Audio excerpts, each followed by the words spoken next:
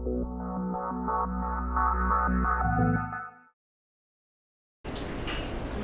continuamos con la conferencia. En esta tarde nos acompaña igual miembro de Stanford, el matemático Marcelo Cortés, y nos va a dar el tema acerca de métodos de minimización y simulación.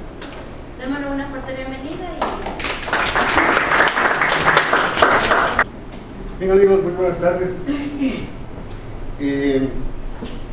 Vamos a ver un poquito de lo que es una pequeñez obviamente, de lo que es la matemática formal para ingresar a hacer algo, lo que es la situación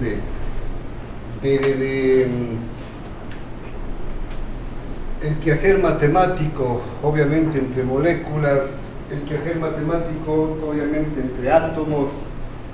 Se supone que es un amplio aparato matemático este aspecto, pero ya que tenemos un mínimo de tiempo, tratemos de dar también un método de minimización en este aspecto, ¿correcto?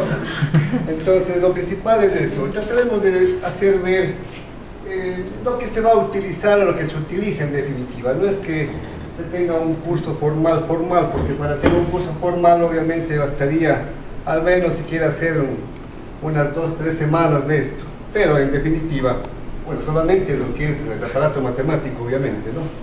Ya, pero vamos a dar nociones formales de qué se necesita en definitiva. Bien, ¿qué significa esto de los métodos de minimización? Un pequeño panorama. Lo que significa es que obviamente nosotros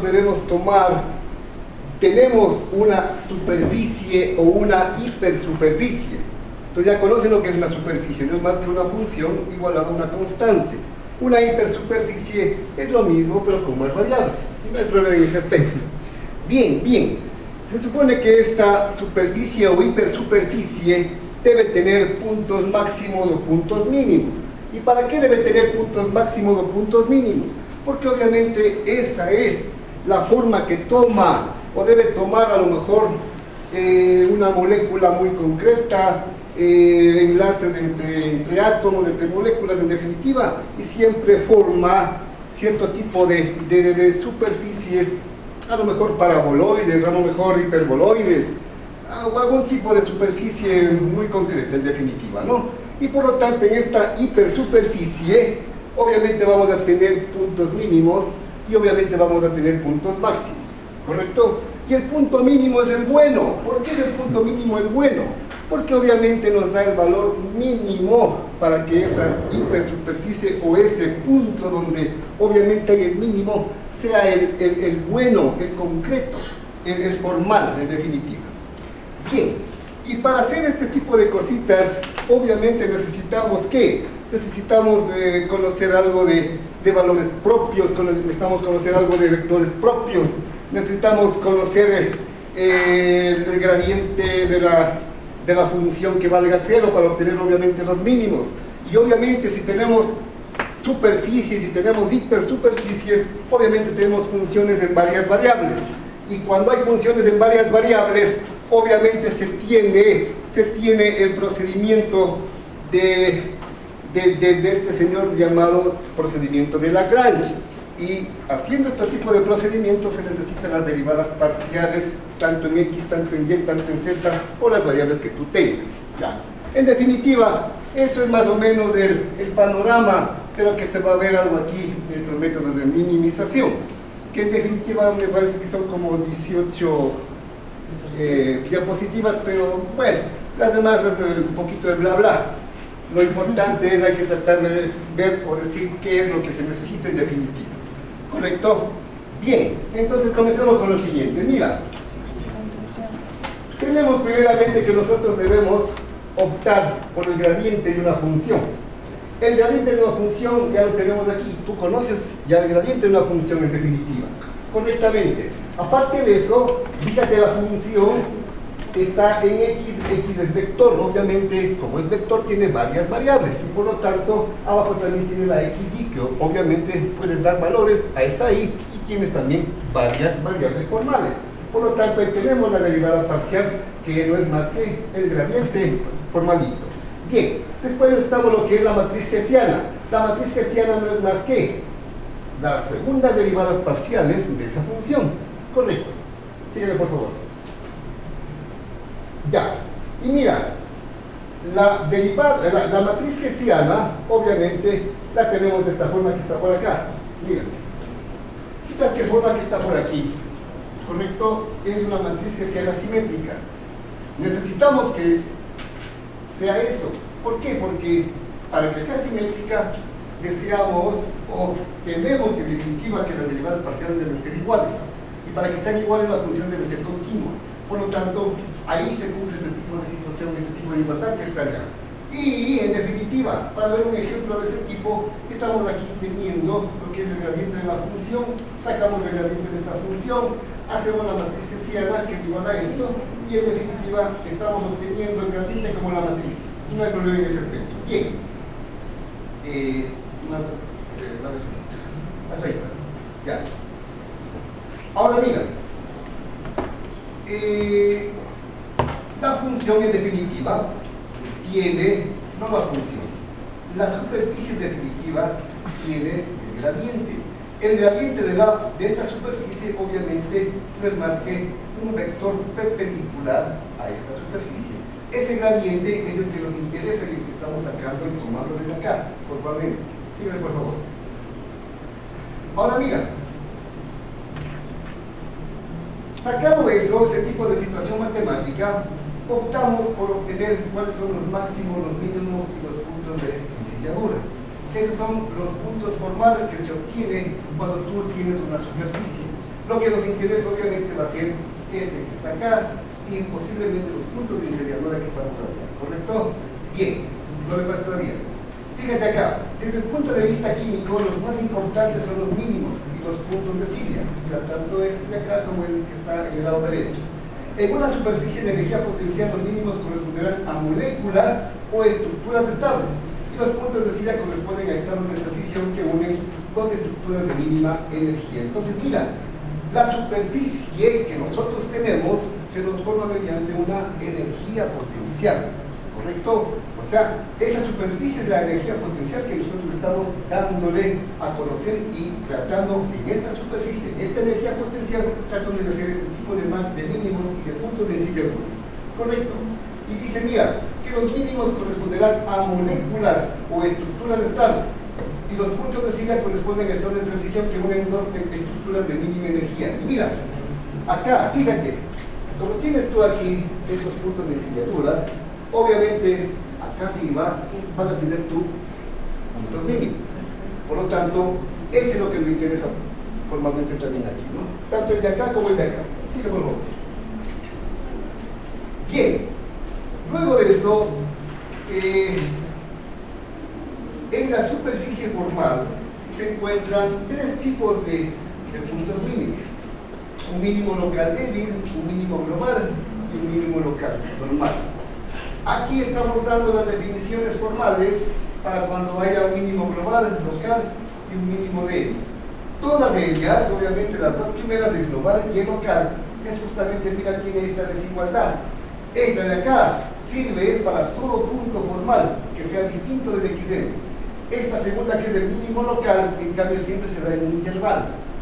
No sirve para toda la curva, sirve solamente cuando tienes un intervalo y en ese intervalo tratas tú de obtener el mínimo formal, no te salgas de ahí, ¿correcto? Ya, entonces, cuando es mínimo global, lo puedes hacer en cualquier parte o en cualquier X de la superficie de la curva.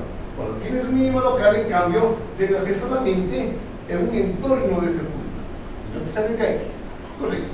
El mínimo local débil, dice, obviamente es cuando es un intervalo más pequeño. Es decir, si tienes un intervalito, qué sé yo, de 2 epsilon, si quieres tomar un mínimo local débil, lo haces más pequeño, de un epsilon, por ejemplo, concretamente, ¿sí? Bien, ahora mira, para que sea un punto mínimo, debe cumplirse las condiciones siguientes. Mira, el gradiente debe ser cero, los valores propios de la matriz de hessiano han de ser positivos. Los puntos de filia que tienen gran importancia en el estudio del mecanismo de reacción son máximos en un sentido, en el sentido de coordenada, y mínimos en otro sentido. Por esta razón, los puntos se caracterizan por poseer un valor propio de la matriz del hessiano negativo y todos los positivos. Es decir, mira, Es por eso que se necesita aquí esta matriz hessiana, es por eso que se necesita aquí la situación de los vectores y valores propios. ¿Por qué? Porque esos vectores y valores propios te dan el conocimiento, te dan la propiedad de cómo tomar o cómo coger formalmente el punto mínimo. Porque si no tuvieras eso, estuvieran desparramados por ahí. Por lo tanto, preferible tener este tipo de propiedades para tratar de contener y coger este tipo de puntos. Por favor. Argumento. Vamos a hacer los valores y vectores propios de una matriz, que también se supone que son cositas conocidas formales. Mira, esta ecuacióncita es justamente la ecuacióncita de los valores propios. Los lambdas se los conoce como valores propios. Los X se los conoce como los vectores propios. Para cada valor propio existe un vector propio, ¿correcto? Obviamente A es una matriz M por N y tranquilamente el X es un vector columna de N variables. Entonces mira, esta igualdad que está acá se transforma en lo que está acá, correctamente. ¿Sí? No hay problema en ese aspecto. Sígueme por favor. Para resolver se tienen algunos métodos formales. Un primer método es el método determinante. Entonces, mira, ¿cómo lo hace eso? Obviamente, de la ecuación que tenía, el lado derecho le pasó al lado izquierdo y tenemos lo que está acá. Saca el factor común X y obtenemos lo que está aquí. Ahora sí, esto que está aquí, formalmente, tranquilamente se lo puede resolver y no hay problema. Entonces, mira, la ecuación sí representa un sistema homogéneo de ecuaciones que para que tenga una solución diferente de la trivial debe cumplirse que el módulo deba ser igual a 0. Correcto, entonces mira, hagamos por ejemplo en una matriz A. Tenemos una matriz A, esta sería la matriz A, que está aquí, menos lambda, de ahí es la matriz identidad y se hace tranquilamente, formalmente, la operación y obtenemos lo que está allá. Esta es la respuesta de esto que está aquí. Correcto. Pero ahora queremos obtener, ¿qué queremos obtener? Queremos obtener el módulo de lo que hemos obtenido. Por lo tanto, obtenemos el módulo, que el módulo en definitiva no es más que el determinante de la matriz. Tenemos lo que está ahí resolviendo y optamos que lambda es igual a más o menos raíz de 5. Para calcular los vectores propios hay que resolver la ecuación, es decir, mira, si ya se tiene este lambda, en la ecuación que nosotros nos hemos propuesto acá arriba, en vez de lambda le proponemos un raíz de 5, por favor. Sigue, por favor. Y mira, al proponer raíz de 5, hacemos un sistema de ecuaciones, pero date cuenta, tienes dos ecuaciones con dos incógnitas. Pero lo que pasa es que, fíjate, aquí tranquilamente tú puedes tomar que un valor, tanto la x1 como la x2, valgan un cierto valor constante formal.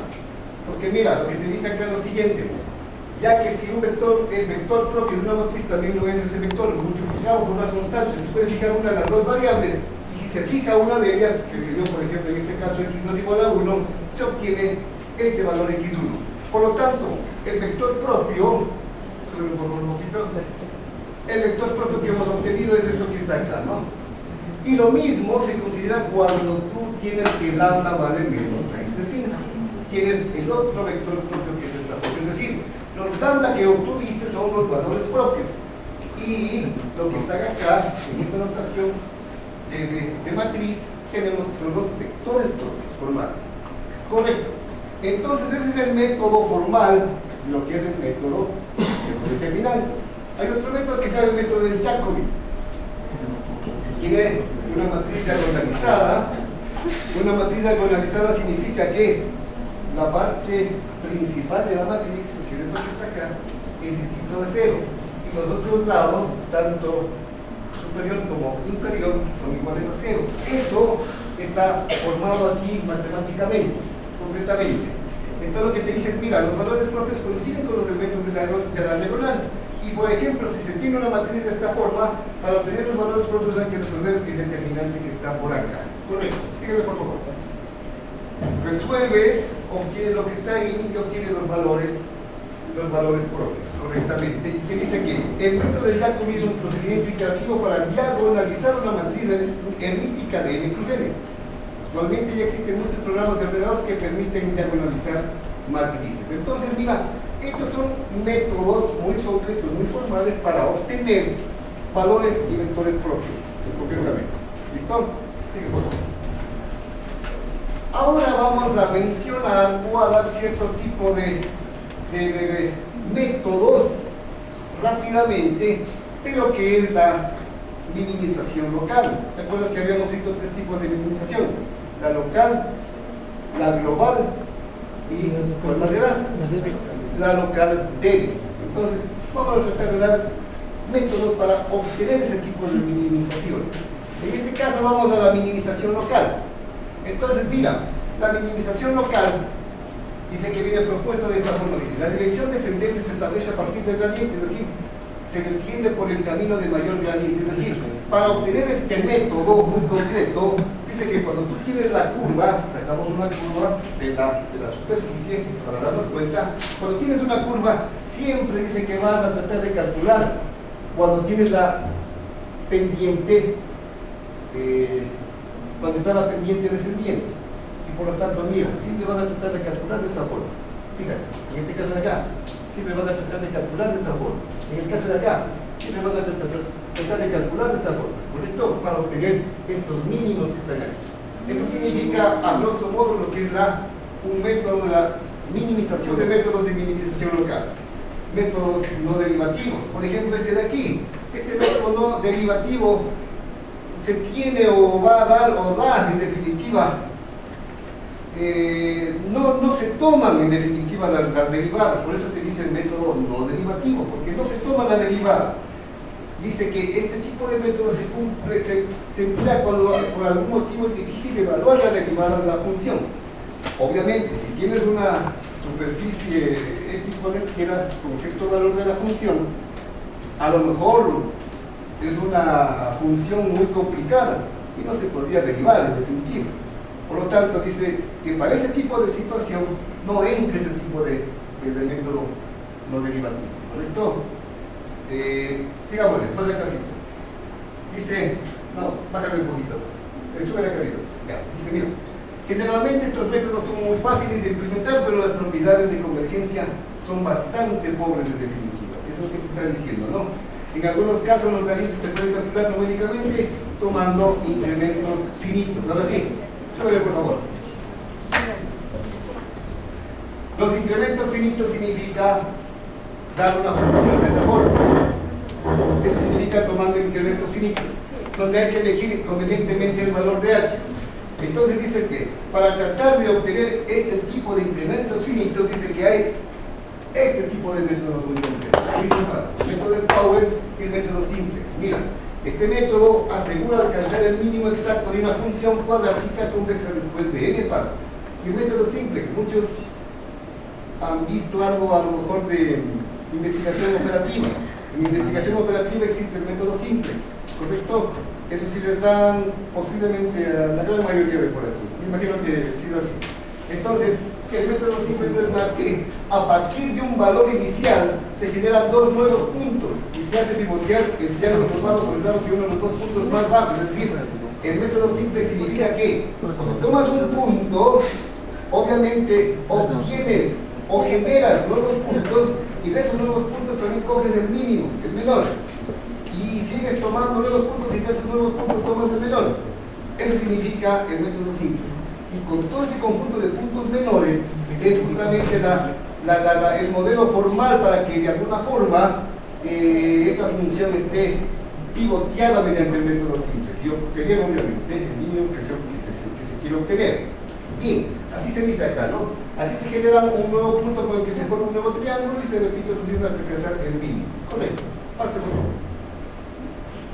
El método de gradiente o derivativo te dice ahora, ¿correcto? Este tipo de método extrae información de la primera y a veces la segunda derivada para acelerar el proceso inicial. Por lo tanto, mira, ojo a esto. Este método del gradiente o derivativo, en cambio, toma tanto la primera como la segunda derivada. Toma de esa forma porque obviamente aquí está ingresado ese método de la gran que se ha indicado porque tiene varias variables y se quiere obtener obviamente los máximos y mínimos de una función. Entonces, ese método ahora aquí se lo está llamando como método del gradiente derivativo. En definitiva, dice que toma la primera y segunda derivada y acelera el proceso de minimización en base a este tipo de fórmulas que obviamente hay y se lo hace cuando se tiene o se da la clase de cálculo a lo mejor en varias variables, que en algún momento ustedes sí se obtuvieron este tipo de cosas. Bueno, y dice que para hacer este tipo de método hay también, dice, otros muy parecidos que dicen llamados como métodos de descenso más inclinado, gradiente conjugado, métodos de Newton, truncado, casi truncado, métodos, etcétera. Pero todos ellos, obviamente, mira, todos ellos, como tú puedes darte cuenta, tienen o toman el gradiente formal. Fíjate que de acá tenemos con gradiente en el primero, ¿correcto? En el segundo de Newton, toma, ve, fíjate, la segunda derivada. Por lo tanto, todos estos cogen y toman las derivadas formales de sentido, ¿no? Bien, bien. Ya, sígueme más, por favor. Hemos acabado con los métodos de minimización local. Ya saben, cuando de alguna forma se quiera obtener el mínimo local, se puede emplear cualquiera de ese tipo de métodos, pero siempre y cuando también tratando de ver cómo le aplicas formalmente, según la situación formal de lo que es el ejemplo, lo que es la investigación que tengas desde el inicio. ¿Correcto? Bien, ahora vamos al método de minimización global. Correcto, mira, en este caso, en cambio, mira, hay esta optimización de interacciones electrostáticas.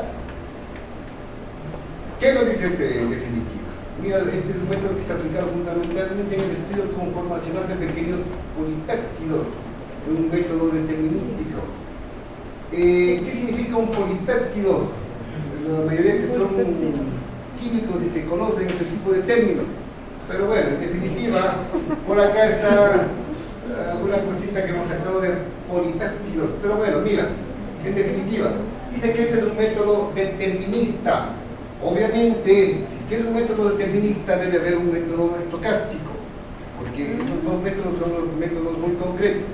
Pero bueno, si es determinista, significa que de alguna forma está determinado por puntos muy concretos. Cuando digas estocástico, en cambio, estás aleatoriamente tomando los puntos, que en definitiva es otro tipo de situación que después ya veremos por lo mismo. Bueno, dice que el método consiste en realizar una aproximación inicial, despreciando todos los términos energéticos y otras interacciones electrostáticas. Bueno, no hablemos mucho de esto, lo importante es tratar de que se vea, se sienta qué tipo de métodos puedes usar para obtener este tipo de minimización, en este caso global, ¿correcto? Y te dice que aquí formalmente lo vas a hacer y lo estás haciendo hasta obtener el mínimo concreto que tú necesitas. Mira ahora. Sígueme por favor. Vamos a un segundo método, el método de Monte Carlo más minimización. Aquí en este método, cuando en cambio oigas Monte Carlo, aquí significa que ya hay aleatoriedad, ya hay probabilidad. Por lo tanto, aquí ya necesitas un poquito más de este tipo de matemática probabilística. Es lo que te dice, este método consiste en realizar una alteración al azar de la estructura inicial y posteriormente minimizar la energía de dicha estructura. Posteriormente se realiza otra modificación al azar y subsiguiente minimización, y así se sigue formalmente. Esto genera una serie de estructuras que posteriormente se minimizan. Es de esperar que alguna de ellas sean buenas estructuras iniciales para alcanzar el mínimo global. Bueno, no hay problema en este aspecto. Es un método estocástico, ya que se emplea procedimientos al azar para generar muchas estructuras iniciales para alcanzar el mínimo global. En la aplicación del método de Monte Carlo se suele emplear los criterios del método Metrópolis. Bueno, es un método muy concreto aparte, que en definitiva es un poquito más complicado para este tipo de situaciones.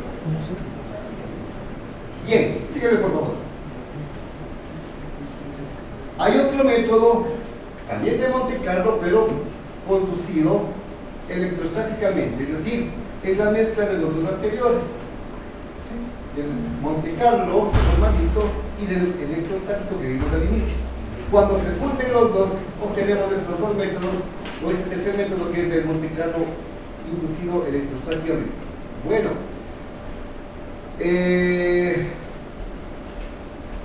te da aquí la situación de cómo obtener ese punto mínimo, y obviamente al obtener dice que estos mínimos locales son comparados entre sí para saber si se ha llegado a un mínimo global. Este método es semejante al MCN para la generación de estructuras predictivas de tal manera que no se les tengan que generar tanto y así el método es más rápido. Bueno, sígueme por favor. Un cuarto método es el método de la ecuación de difusión, ¿correcto? Y entonces lo que te da aquí en definitiva es, dice que a la superficie que tú tienes, o a la hipersuperficie que tú tienes, dice que la vas deformando en forma gradual. Si le tienes a la superficie de esta forma, obviamente, mediante este método, le vas derivando o deformando, como aquí dice, para tratar de que esta superficie sea un poquito más estable, más amigable, si quieres ver de esa forma, ¿correcto? Entonces, este método, mira, dice, consiste en ir deformando la superficie o hipersuperficie de energía hasta transformarla en una superficie con un solo mínimo. Evidentemente es el mínimo global de esa superficie general. En general está relacionado con el mínimo global de la superficie primitiva. Posteriormente se realiza el proceso contrario para regenerar la superficie primitiva. Pero bueno, en definitiva, lo que te está diciendo es, mira, si la f de x, esa negrita que tienes tú ahí, la función renovada o la función deformada, obviamente va a ser esa, la que está con f', que es la menos visible, ¿correcto? Entonces, ahí se supone que van a tener mínimos más coherentes, mínimos, en definitiva un mínimo muy concreto, muy formal, no tantos mínimos como obtenías antes, por ejemplo, con la negrita. Tienes uno o dos y posiblemente tienes algo más, pero cuando tú le deformas a la superficie, es muy posible que la superficie deformada solamente vaya a obtener al menos un solo mínimo, en definitiva. ¿Correcto? Y ese es el que necesitamos.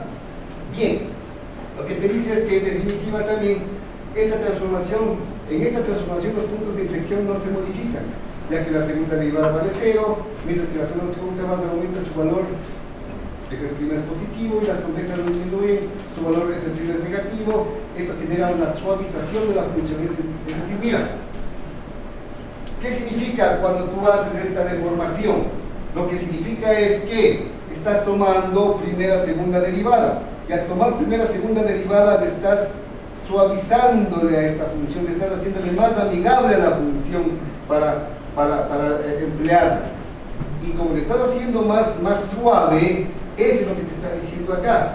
Lo hace más suave siempre y cuando la segunda derivada es positiva, la segunda derivada es negativa, positiva para ser convexa y negativa para hacerla cónica o formada, ¿correcto? Entonces, ahí la curva es un poquito más amigable en ese aspecto y por lo tanto se lo conoce como una función suave o una superficie suave de definitiva.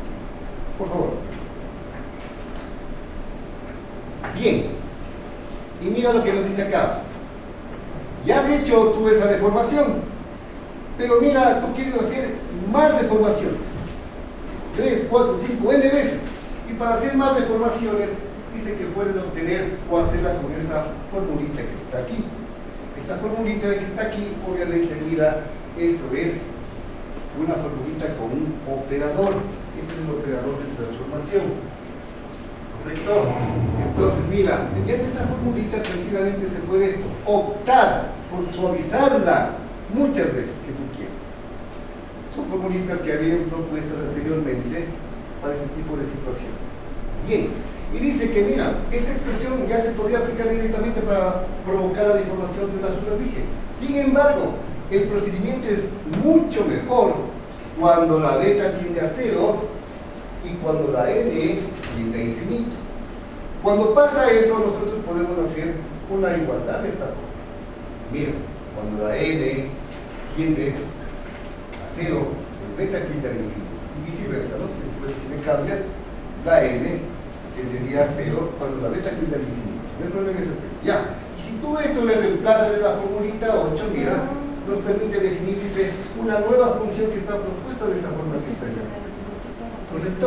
Y luego dice que obviamente este TDT que está acá se denomina el operador de transformación uniformal. Es decir, que mira, esto que está aquí, este límite no es más que cuando tú estudias un poquito de cálculo en algunas variables, o varias variables, o variable normal, y tomas el límite de esta funcióncita elevada a la n, eso te va a dar una exponencial.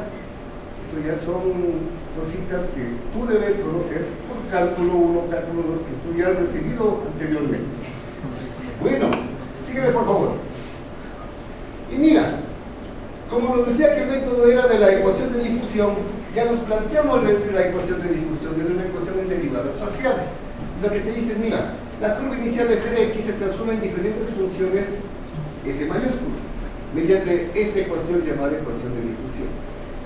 ¿Qué teníamos al inicio? Al inicio teníamos la f de x pequeñita que está aquí, al inicio. Y le seguíamos derivando, y le seguíamos suavizando, y le seguíamos, ¿qué? Deformando. Y al hacer todito eso, ese montón de funciones que hemos hecho, hemos obtenido ya ahora esta f grandota, con toditas hechas. ¿Correcto? Y cuando tenemos esta f grande, mayúscula, ahí hacemos, dice, la ecuación de difusión, con esa f que ya está bien suavizada. ¿Correcto? Ya tenemos esa igualdad que está ahí. Obviamente, con una cierta condición de contorno, porque toda ecuación de diferencial parcial debe tener condición inicial y condición de contorno. Para este caso solamente obtenemos una condición de contorno. Correcto. Bien, y en definitiva, hasta ahí acabaría ya el método formal, porque tendrías que resolver esta ecuación diferencial parcial, que también tú sabes resolverla, porque has pasado el curso de cálculo 2, cálculo 3, y listo, y punto. No hay problema en ese aspecto. Bien, esto que está acá, esta clasificación obviamente cuando la constante t le damos cierto tipo de valor muy concreto. Mira, la constante t está aquí, es f de xt, ¿correcto? Entonces la t toma valor de 0, de 1, de 0,2, de 0,3, de 0,5, y con ese tipo de condición, con la ecuación que tú ya has resuelto, mira, tú resuelves la ecuación diferencial parcial, sacas una solución, cualquiera que sea esta. Ahí te pones la condición de contorno y sacas una nueva solución con la condición de contorno. Ahí te propones que el t valga 0 y cuando quieras graficar te sale una curvita de esta forma. Lo mismo, ¿no? Por t03, t02, t05. Por favor, sigue. ¿Eso? Sí. ¿Es rapidito? Bueno. Ya. Entonces, esa es la primera parte. Vamos a la segunda. Ya, correcto. Entonces, mira, ¿qué era o qué es en definitiva esta cuestión de los métodos de minimización? En definitiva, ¿para qué te sirvieron los métodos de minimización? Lo que sirven es, obviamente, para obtener el mínimo de la función y por ende de la superficie y por ende de la hipersuperficie. ¿Y para qué? Porque este método, porque este punto mínimo es el mejor viable para obtener la propiedad muy concreta, muy formal de este tipo de investigación.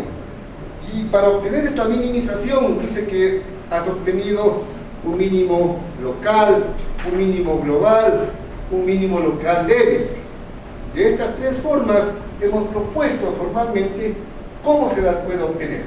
Insisto, como obviamente estamos con un tiempo muy restringido, solamente proponemos las cositas de cómo se podría obtener informalmente, ¿no? Ya.